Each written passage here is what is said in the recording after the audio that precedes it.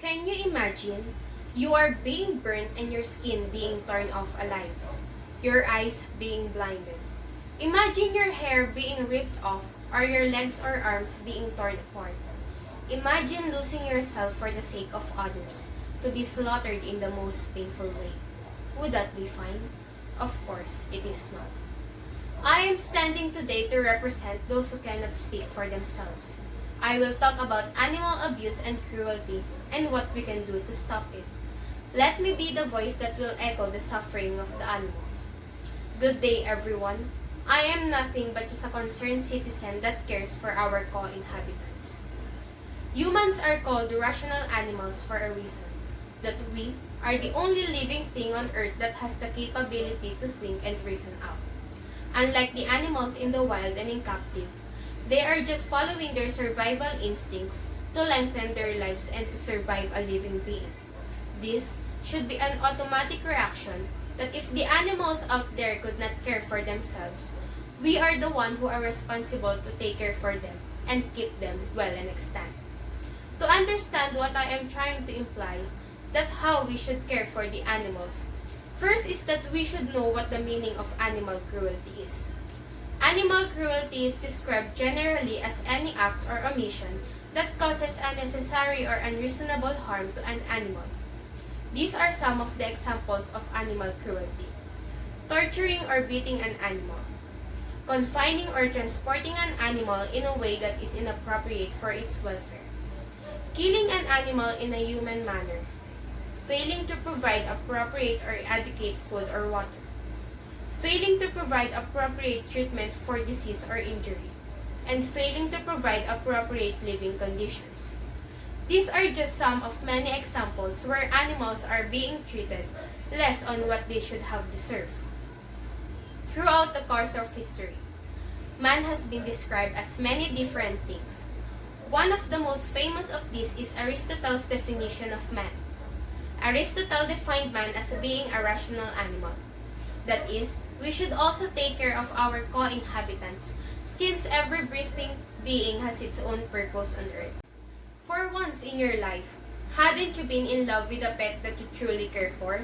You feed them, hug them, love them, as if they are humans that you don't understand but felt like there is a connection between the two of you. Now, let us all go back to the animals that you don't care for.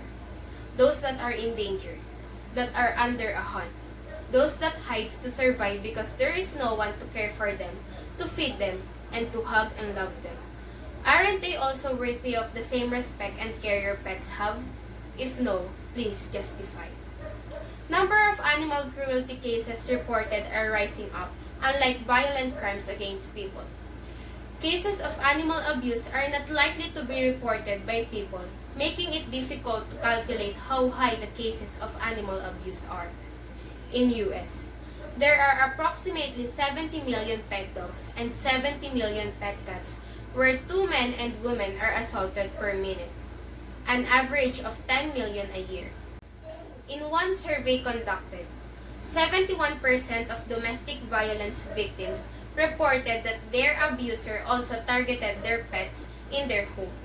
In one study of families, according to the investigation for suspected child abuse, researchers found out that pet abuse had occurred in 88% of the families under supervision for physical abuse of their children.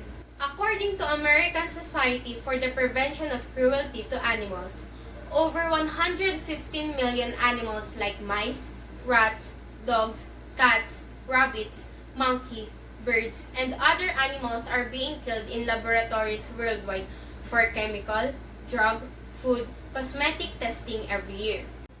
Can you imagine? Most of us treat animal abuse as something that should be ignored, where in fact it is a big issue. It is something that should be well taken care of too, like other issues. We need to pay attention to this like what we are doing in other cases of violence. According to Philippine Inquirer, the Philippine Animal Welfare Society has monitored about 100 cases of animal cruelty in the country this year, many of which are ignored due to the lack of stiff penalties against animal abuse. We don't treat them as if they have a life that was given by our Creator. We only see them as a thing that exists, but their only importance is to be our food or be our necessity. To begin discussing the history of animal cruelty is to go back literally to ancient times. According to Villavicencio, fighting dogs for sport, for example, has been traced back as far as the 12th century, after the war that ensued when the Romans invaded Britain. The British, though they lost the war, delighted in the tenacity and endurance of their dogs, and began exporting them for use in pit fights against larger animals like wild boar and bulls. For centuries, these fights occurred across Europe until the baiting of larger animals was prohibited in 1835. At this point, dog-on-dog combat became the cheaper, legal alternative, and the fighting dogs, as well as the taste for the brutal blood sport, was exported to other countries including the United States. Cockfighting is a fight between two game roosters, has its roots deep in American history and culture, with many of the founding fathers being fond of and participating in the blood sport. It wasn't until June of 2007 that cockfighting was made illegal in Louisiana, the last of the 50 states to ban the activity, though the ban did not take effect until August of 2008.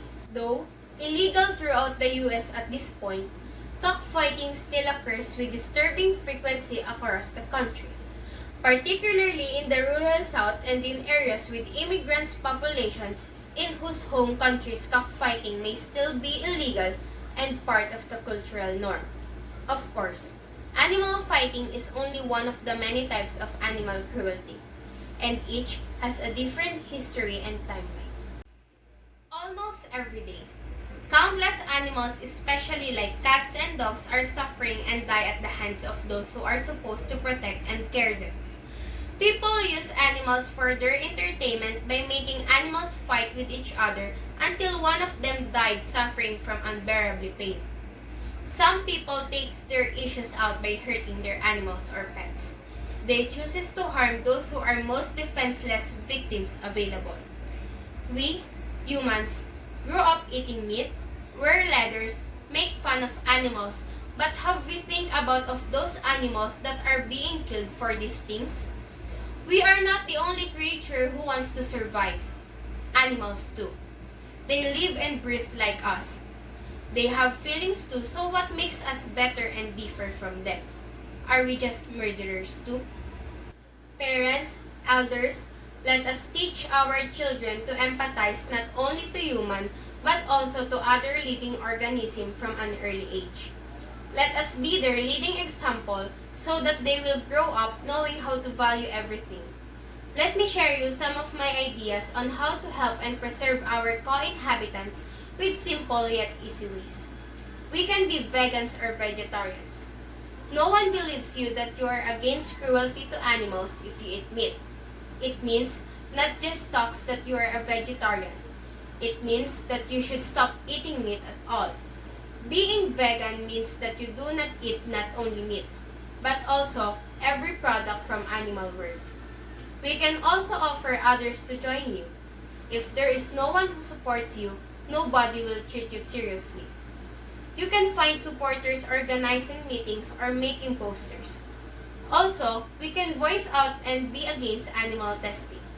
There are people who do not eat meat but perform different kinds of experiments on animals.